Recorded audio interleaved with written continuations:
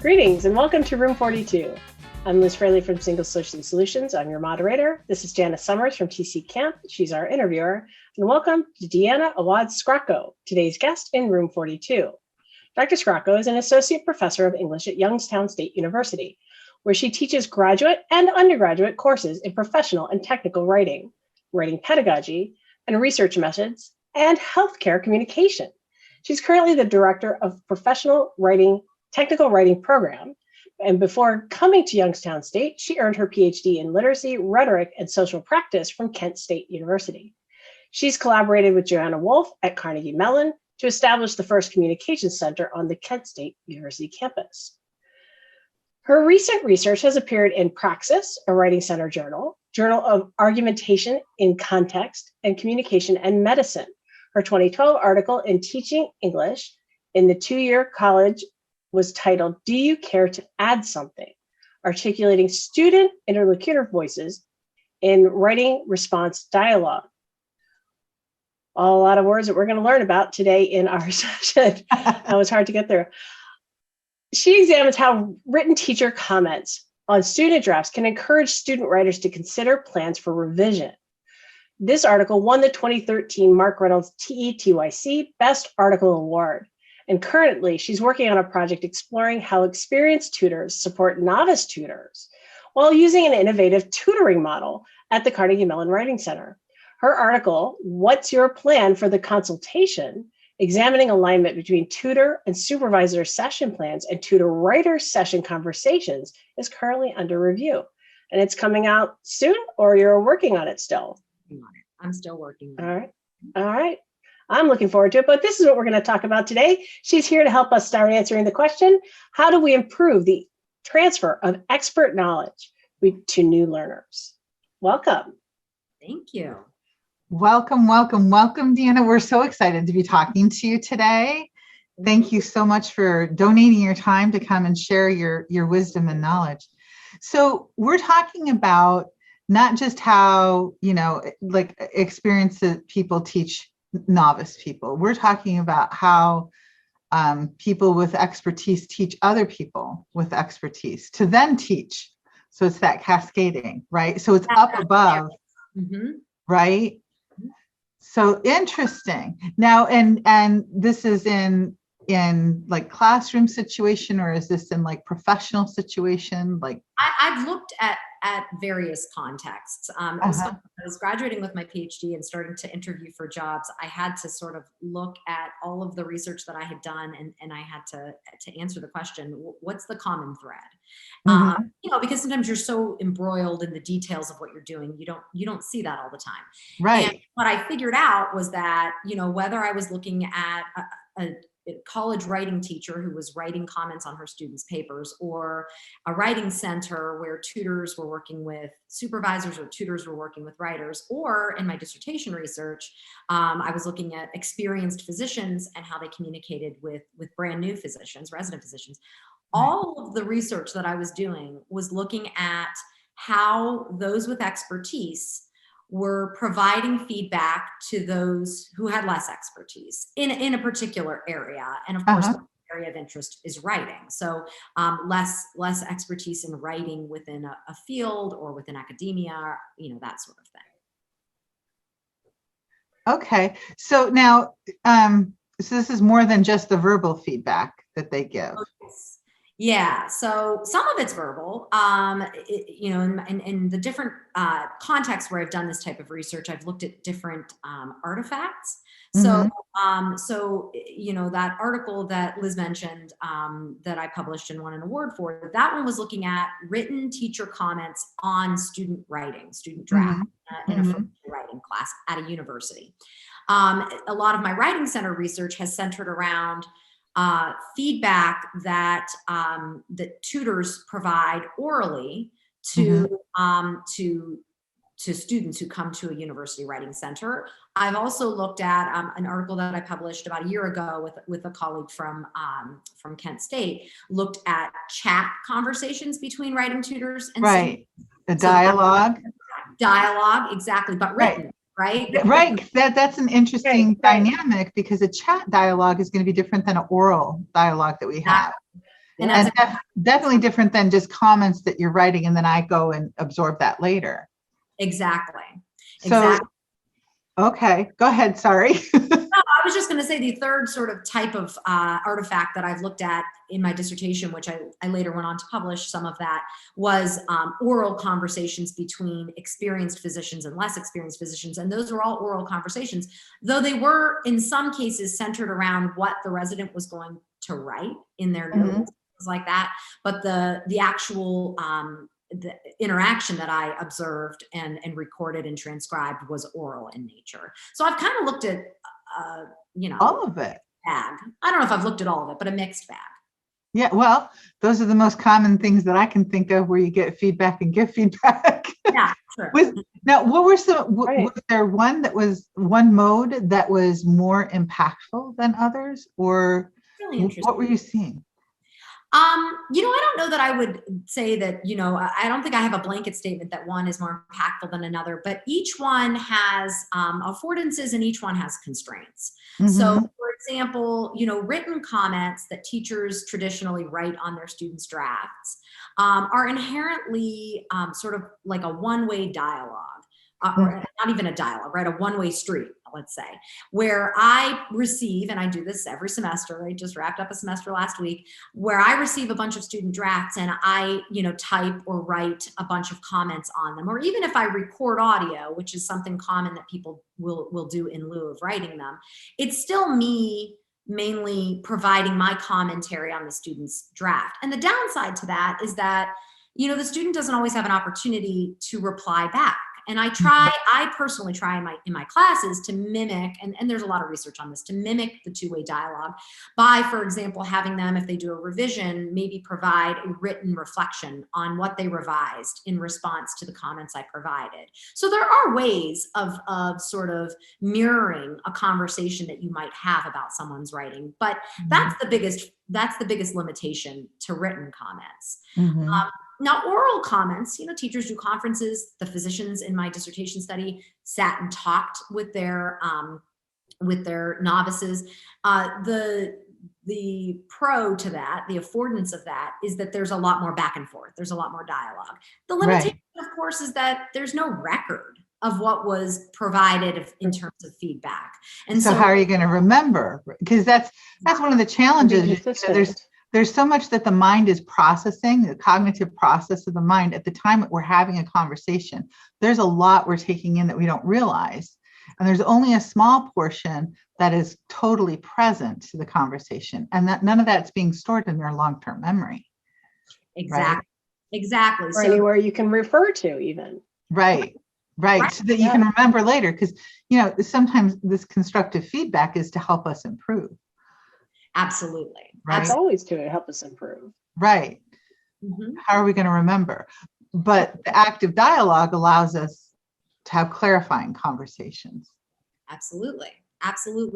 And so one of, I think, the benefits of the context when I did that research in a hospital setting between doctors was there was, the feedback that they were getting was in situ. It was in context. And so essentially what these resident physicians, these brand new doctors would do is they would go in, they would see a patient independently in an outpatient clinic setting. And then they would come into this big conference room where I was recording them, and they would have a conversation with an expert doctor and ask them, present the patient and ask them questions about, how should I treat it, or here's how I'm thinking of treating it. What do you think? And they would sort of go through. What I ended up studying was the argument structures that were sort of built into those conversations. I used classical rhetoric to consider those. But what was, back to the feedback thing though, they were then able to take that feedback that they just went over with the experienced doctor and go right back into the room with the patient, and later go right to their notes that they were going to record everything. And they could just apply that feedback immediately. So I think that's another affordance of the way that context functioned, was that they didn't have to remember something. Like, I think sometimes when we do conferences with students, we do a conference and then they go and take their other classes, and they go take a test, and they go out with friends. Right. And then they return to the draft a week later and say, oh gosh, I got to revise now, and turn it into my professor. What did she tell me, or what did he tell me that I need to do to make this better? And it's hard to call up those details of that. Yes. Yeah. And that's where written feedback sometimes has an advantage. Yeah, because it kind of backs it Fascinating. up. And it's interesting because, when we do training, when we train people, it's very interactive and it's very, let me teach you this and then go apply it because of that ability to really embrace what they're learning, right? Because, in application, it sits with us better, right? Absolutely.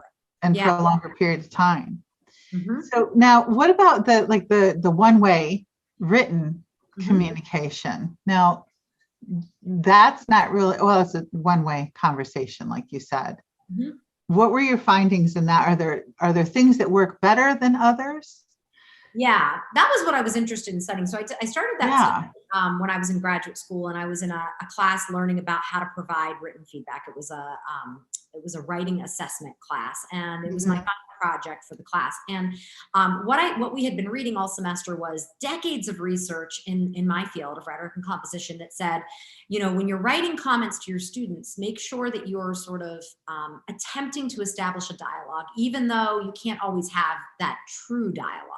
And so there were all sorts of suggestions about how to do that. There are all sorts of really major studies in the field that say, frame things as questions and, try to be open-ended with things and that sort of types of feedback. And my research question for that project was, does all that stuff work in the real world?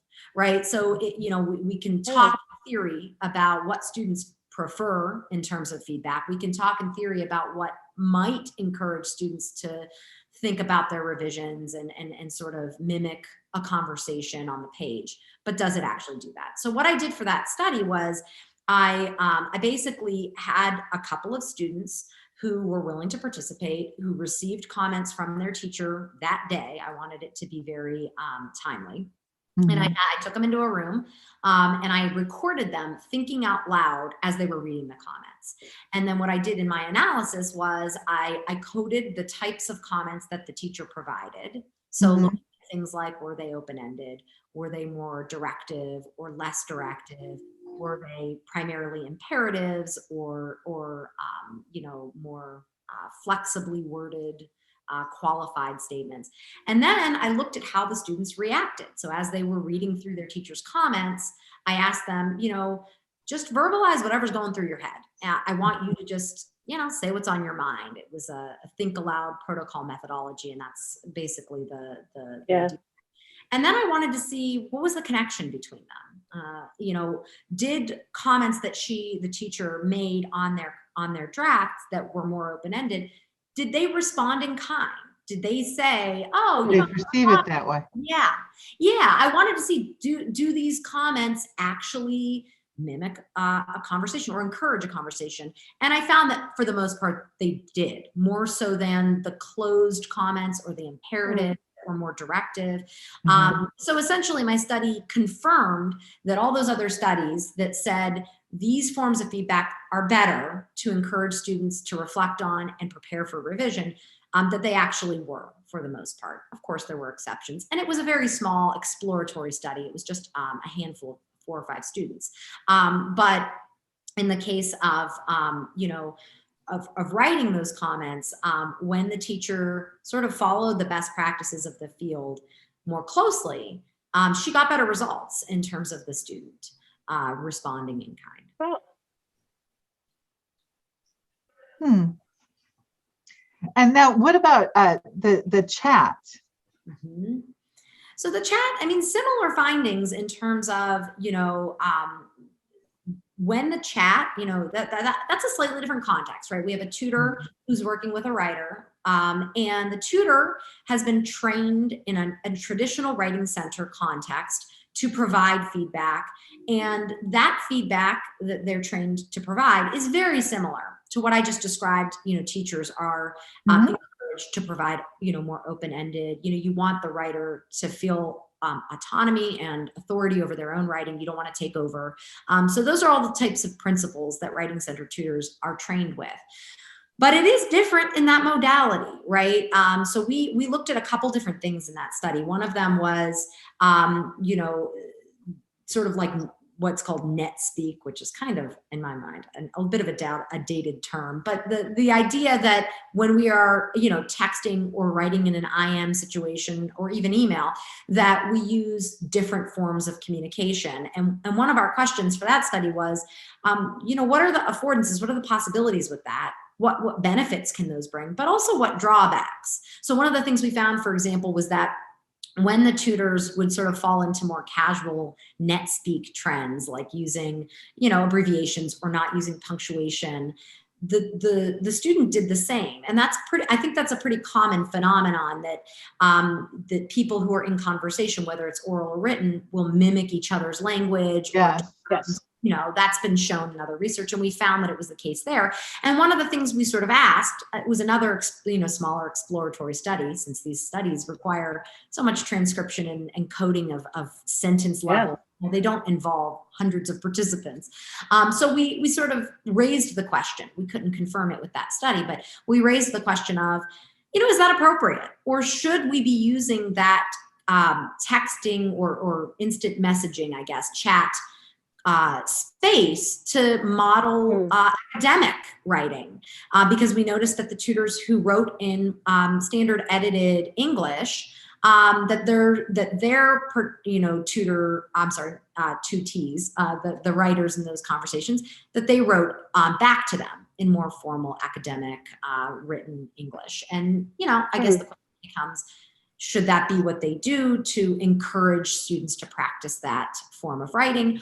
Or on the flip side, maybe the net speak, the casual online language, online format, actually establish better rapport with the students. One of the benefits of a writing center, compared with getting feedback from a teacher, is that they feel more comfortable. They're talking to a peer, they're talking to someone who's a good writer and has been trained, but is more on their level, and they feel a little more comfortable opening up and being honest with them. And maybe in a chat situation, or even, nowadays Zoom, things like that, maybe that is okay to be a little less formal, less, strict about the writing.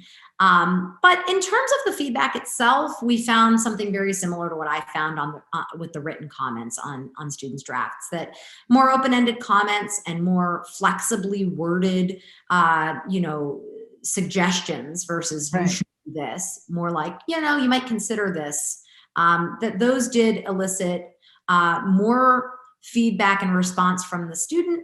And they, at least, I didn't study whether we didn't study whether they revised the way they were advised to revise, but it seemed like they were better prepared to do those types of revisions. But that is an interesting thing that going back, it is a really interesting thing that you brought up, because we all learn from mimicry. Mm-hmm. This is how we learn from our very early development ages, and it doesn't change. No matter how old we get, it doesn't change, right?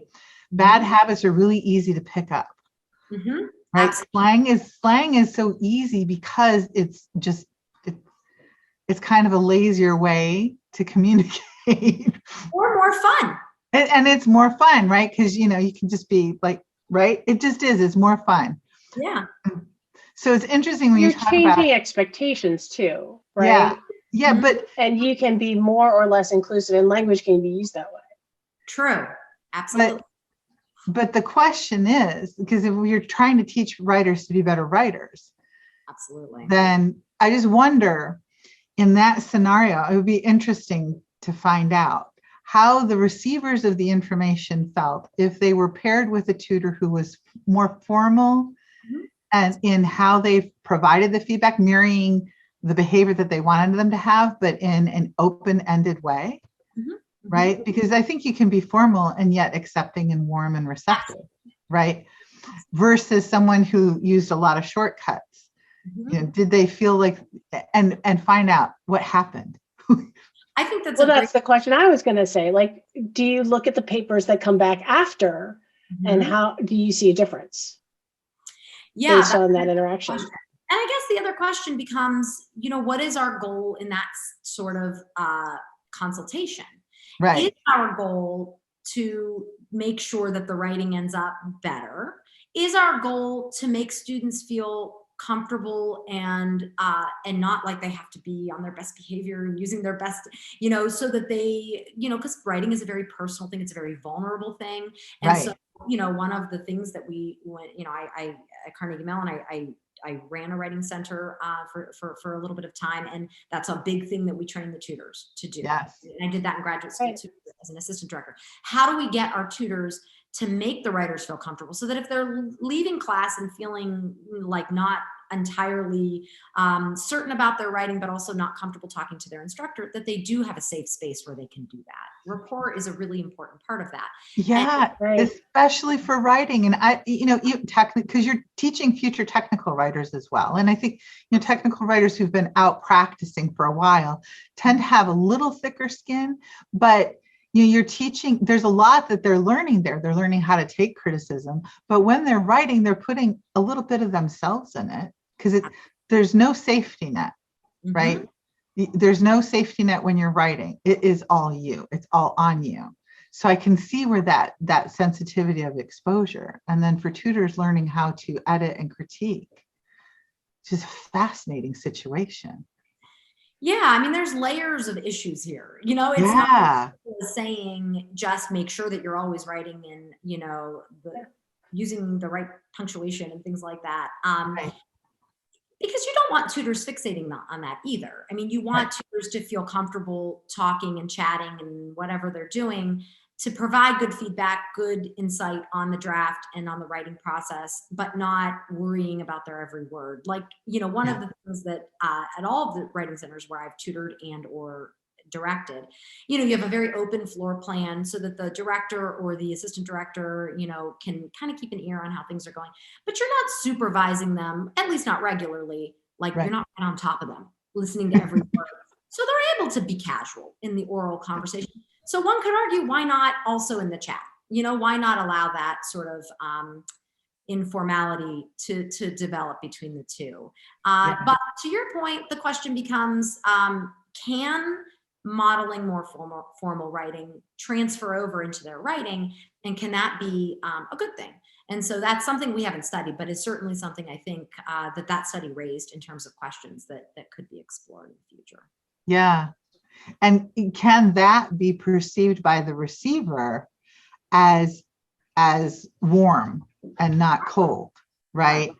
Because that's the important thing, because for the receiver to really understand the feedback and to implement the feedback, I'm sure it's better if they feel constructive rather than destructive, right? Absolutely. So it would be interesting to see, what their perception would be in both situations. Absolutely. It would be. Yeah. And that's, a lot of research on feedback between experts and novices in different contexts looks at, the preferences that students have. Now, one big caveat to that is that their preferences do not always equate to what's best for them, right? And I always talk to graduate students about when we talk about writing feedback and providing feedback. I say, it's just like, children who don't like broccoli, right? But it's good. I was going to say broccoli. Yeah, it's always broccoli, although I love broccoli. But yeah, just because a student, this is one of the inherent flaws, for example, of, student evaluations. We want to know what students think, what they think matters. But their reactions to classes, to feedback, to strategies that we use are not always based on whether they're learning or not. They're based on their reactions and that sort of thing, and there's an emotional component. So it matters what they think, and I don't want to minimize that, but it also matters what happens in their writing, right? Sometimes, we give them feedback that makes them uncomfortable, right? I've received feedback, we talked about this last week, that has made me feel uncomfortable, because we all want to be praised and told that our work is perfect and that sort of thing, but it's not always perfect, and we all need to work on our work and our writing. And so does that translate to something that is better at the end of the day? And revision studies are really hard to do. That's why a lot of my studies end with, how has the feedback been received? What kind of conversation does it mimic? And does it seem like the revision is going to be better? But actually following up and seeing whether the revision is better is a much trickier thing to do. and hasn't been studied quite as much. And that's definitely something that is always on my mind of like a future study. Like once I figure out what form of feedback I think is better, then the next step is to run a study where you look at that kind of feedback and then track it with the revision and see if it actually helped the writer become better, even if they didn't like the feedback or felt, offended or not even offended, just hurt by it or whatever it might be. Well, yeah. Whatever you get feedback, that's the first instinct usually. Oh, it wasn't perfect. Oh my God, my feelings are hurt. Like, I mean, and you're going to go through that. Exactly. That's normal human emotion, I think. Yeah, we're emotional beings. Absolutely. Yeah. And in writing, no matter what kind of writing you're doing, a piece of you goes into it. A piece of your ego is involved. Oh, absolutely. Even if you're doing technical writing, minimalism, technical writing, there's still a piece of your ego. Like you take a certain perspective of pride, and that's why you're doing what you're doing too, right? Is because you have a sense of pride and ownership of what you're writing. But as a result, when we get feedback, hurt is like, the first reaction. That's natural. Right. But then what you construct with that. Bingo. You took the words out of my mouth, and that was something the three of us discussed last week was, I think in terms of future research that is on my mind is, and something actually, it came to my attention. I think I told both of you last week that, one of my students in a final reflective letter at the end of the semester last week said, I loved the peer review. I love that you provided me with tons of feedback all semester. I wasn't always sure what to do with it though. And I thought, wow, what a great point. And so one of the things I'm thinking about this week as I'm trying to sort of prepare and think about next semester is what can I do to scaffold and provide my students with more direct guidance on how to use that feedback. And so I'm going to sort of do a little bit of a lit review after the new year and see what kind of scholarship is out there about the best ways to do that. And there's stuff out there. I know there is. I haven't spent a lot of time with it, but I do think it's time that providing students with tons of feedback, or writing center students that are coming, or people in a hospital setting or anywhere, providing them with a lot of feedback isn't enough. We can't end it there unless they're a very experienced writer who's had a lot of practice with it. But I think for students, it's important to give them some guidance on how to use it. And what to do with that, right? Here's your feedback. Here's some ideas of what you can do with that. Exactly. Right? Mm-hmm. So now of all of the modalities, there's not one that rises above the other, or is there? I would say that chat is probably the most limited. And I think, we did that study back, when I was in graduate school, which is coming up on 10 years now, back when, Zoom and WebEx and all of these, Skype was around, but I don't think that it was as affordable, and I don't think universities had it as much.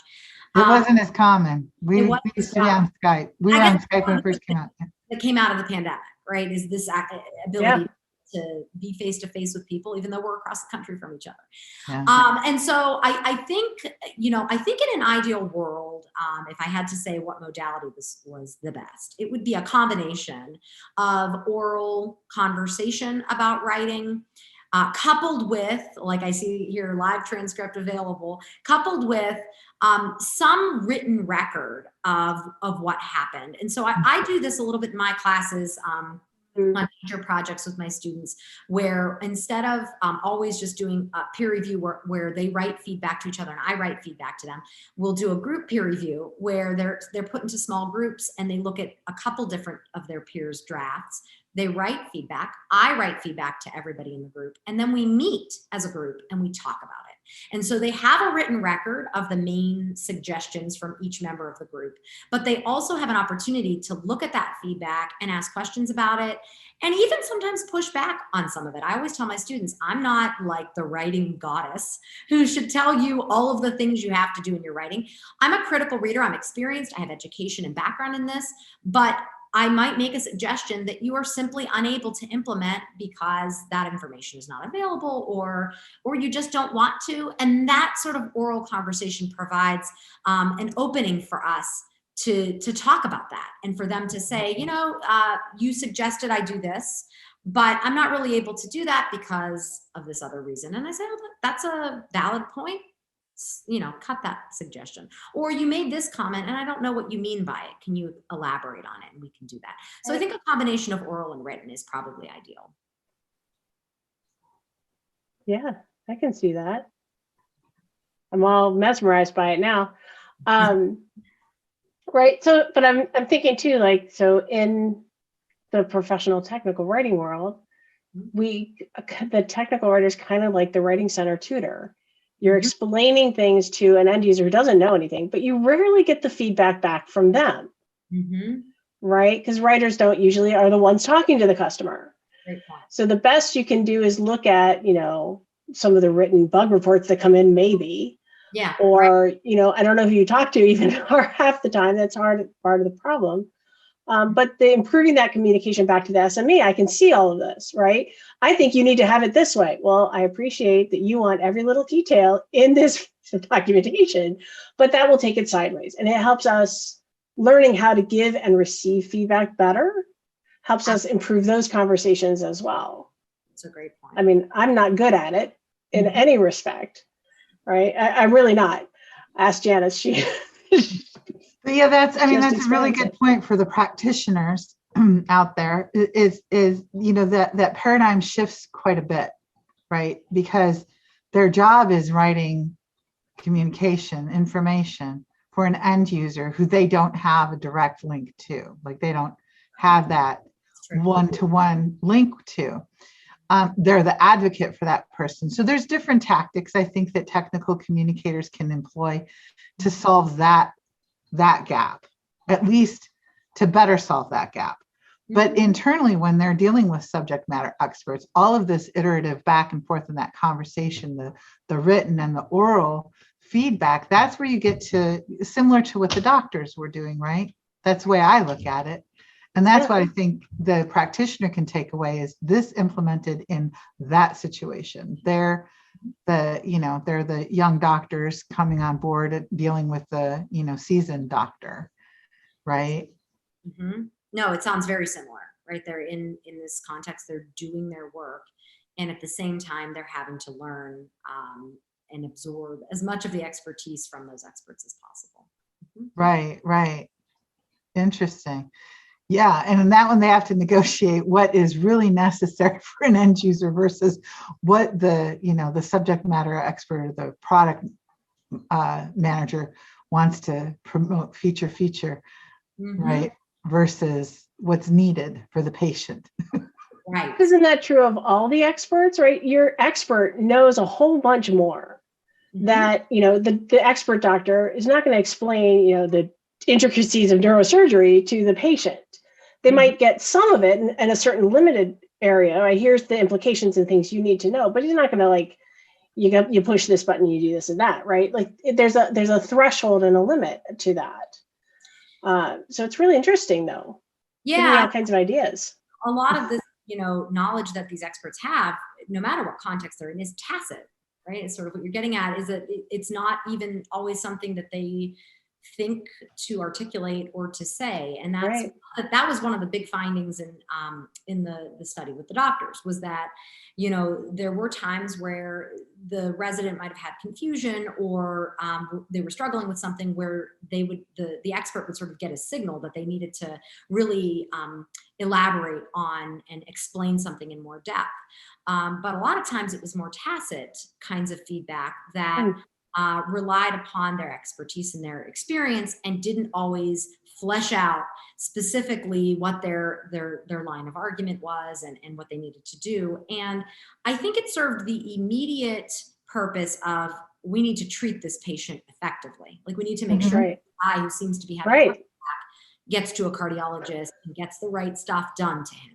But does it serve, and this is an open question, I think, still, even after having done and published some of that research, does it serve the purpose of really teaching the novice, which is, of course, an equally important purpose in that context? And I think in some cases the answer was no, but that's my hunch. Judging their teaching wasn't really the purpose of my research. But after spending so much time with those transcripts, I think in some cases the answer was no. Like the patient was treated effectively and well, and they did okay, but did that resident really get what they needed to get out of that conversation? Right. Or is that knowledge, so in the writing center paradigm, you got 3 levels. Is that training the things that the patient needs to know in order to learn and be participant in their ongoing health and treatment? Are they being taught enough? Right. Or how is that knowledge transfer happening? It's a really interesting place to be, research wise. I'm looking at you. Yeah, no, for sure. And in fact, that was one of the, at the end of your research, you always say, what are some areas of future research? And one of the things that I said at the end of my dissertation was that it would have been interesting but IRB wise, it was very tricky to then go back into the room with the resident and see what transferred in terms of the advice they were given to this conversation with the patient, like the conversation they had after talking to the expert. And also would have been interesting, but of course I didn't have access to their medical records, to see then how it transferred into the writing, because that's of course ultimately what I was really, really interested in, but didn't have access to. Did they take what they learned in that expert conversation, and did they just basically copy exactly what the expert said? Did something happen in between? Where did it land in the record? And that's always an interesting question too. But you could probably mirror something that in your teaching the tutors to tutor, right? And I'm just thinking about how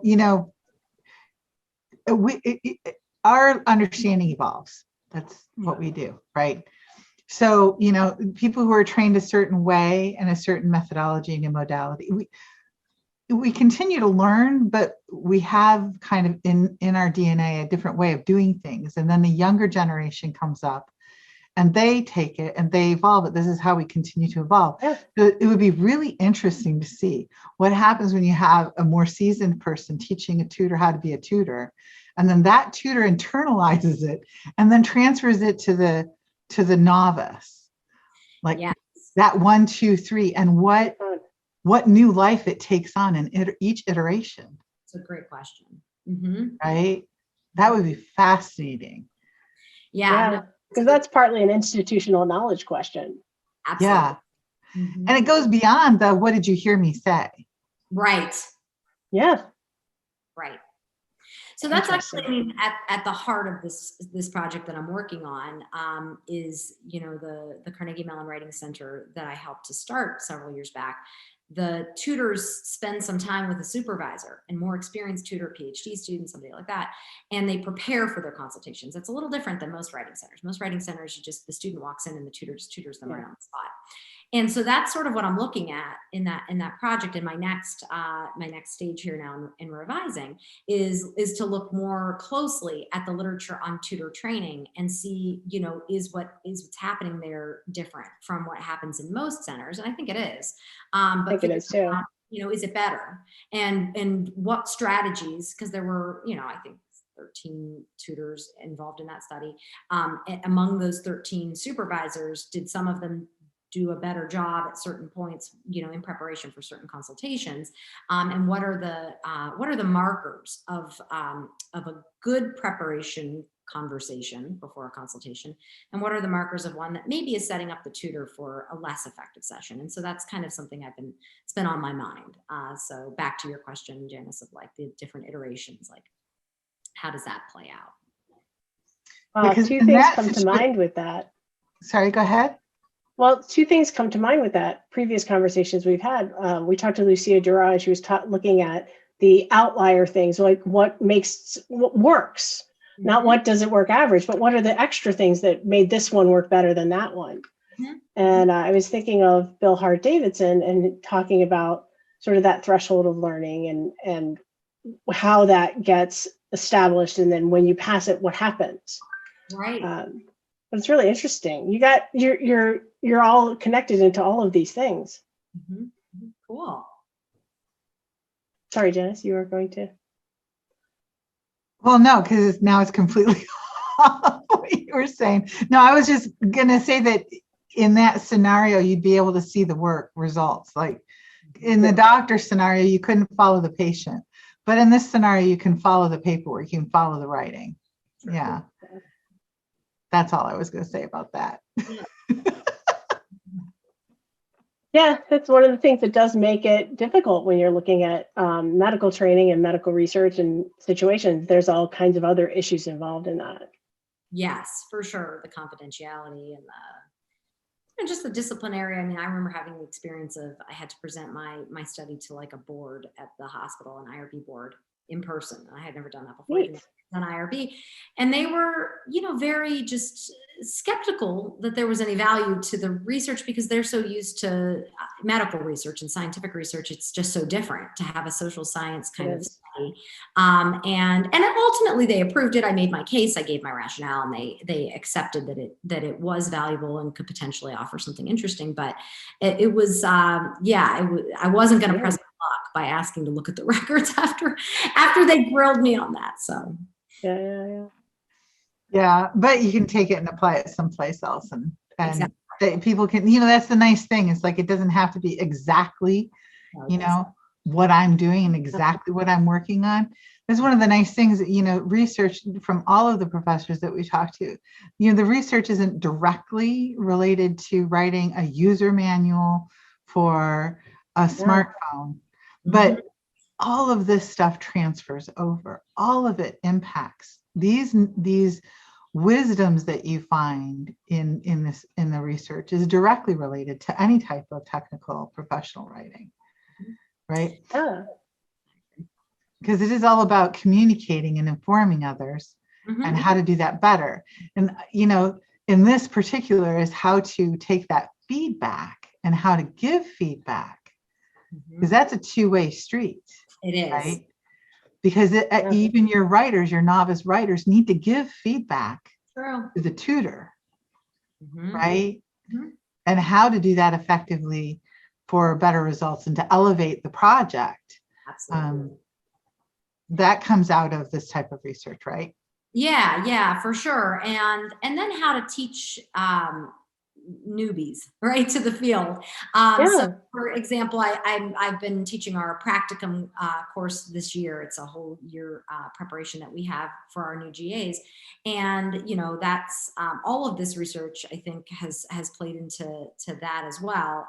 Me understanding so much of the literature that's out there, and also having done some of that original research myself, so as to be able to demystify the process of writing feedback or giving oral feedback or doing conferences with students, so that then that next generation, it's like the people mentoring the experts then providing to the writers knowing what to do with it. There's so many stages in the process, because being a good writer, which our graduate students are, doesn't automatically mean that you know how to teach someone else how to be a good writer. So it's a long, complicated process, and we're all always learning more. I told my grad students, like, I learned all these things from my students' final reflections.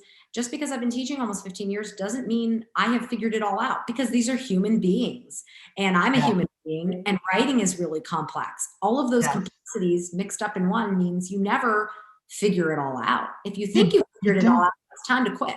Well, right? Exactly. It's the time where you become obsolete. When you figured it all out, because it is. I mean, and it's something where you're writing, for technical and professional writing, you're writing for humans, and as humans, we continue to change and evolve. How we communicate and how we absorb communication, how we internalize that, and then what we do with that changes. Right. And that's changed also by the writing that's given to us. Yeah, which is interesting. and just everything about our context that we're writing in. I mean, pandemic, the communicating in these new ways that we've never communicated in before. All of these things influence, how we write and what kinds of considerations we make, how we provide feedback, how that feedback is received. I mean, when I first started teaching on Zoom last year, we were remote the whole year. I felt like in the fall, and I think it was mainly because of the types of classes I was teaching, that not much was lost, honestly, in Zoom. Yeah. In the spring, I had a lot more undergraduates and lower division classes. And I felt like the experience was a lot different. And I felt like a lot more was sacrificed, and that being in person with them would have been much better. So I think, just because we can see each other and talk to each other doesn't mean this is equivalent to us sitting in a room together. Well, there's nothing that can replace three-dimensionality. Yeah, I agree. Right. Mm-hmm. There isn't. And that's part of, that's how our brains work. That's how we take in information, because it's not just audio, it's not just visual. There's all of our senses are involved when we're in a room with someone communicating. And that's why communication is richer. But learning how to communicate effectively and facing challenging situations and still communicating effectively, I think is a wonderful exercise for all of us, right? Absolutely. Yeah. And I like the fact that you're saying it's not just one way. Feedback isn't just one way, right? It's all of these exercises put together, and the feedback being able, I think what I'm getting from you is having a place where there's feedback in a loop that can continually go is important, right? Absolutely. And I think that I like the word loop, because if you can provide that feedback and then get feedback on your feedback, which feels very meta, I think that's the ideal situation. So like you were asking, what modality is best? And I think one of the reasons that I said both oral and written is that it provides that loop back, right? And students can say to me, you wrote this and I sort of get it, but I don't know what to do with it. Or I sort of get it, but this part of it doesn't make sense to me, or I don't know how to apply it. And then that teaches them something about their writing, and it teaches me something about my feedback. Right. In terms of what I can do to help that particular writer, but also what I can do to help other writers in the future. Oh gosh, that method didn't work. That type of question wasn't as open-ended as I thought. They took it as kind of, more directive, and that's not how I was trying to come across. And so, yeah, I think providing that sort of feedback loop where they give me their writing, I provide them with written and oral feedback. They tell me how they took it and how they understood it and how they used it. And then I use that feedback to give them better feedback and others better feedback. And so it's this constant process of improving over time. Right. It's like all writing is iterative, right? We keep going over and over and over. And that's how conversations are. And that's how we continue to evolve and improve. Exactly. Right. This has been such an interesting, I cannot believe I'm getting this big red letter, time's up. So that means I'm over time. Well, it's been fun. I love talking about this. This is one of my favorite topics. So this is such an interesting conversation. Yes. And I'm looking forward to future research, or somebody wants to take things and go and start some other research building on work that you've done. And I can't wait to see more work that you're going to do. Yeah. This is very interesting. Thank you so much. Thank you so much. And joining us. Yeah, absolutely. I appreciate it. Awesome. And it was very fun talking to you.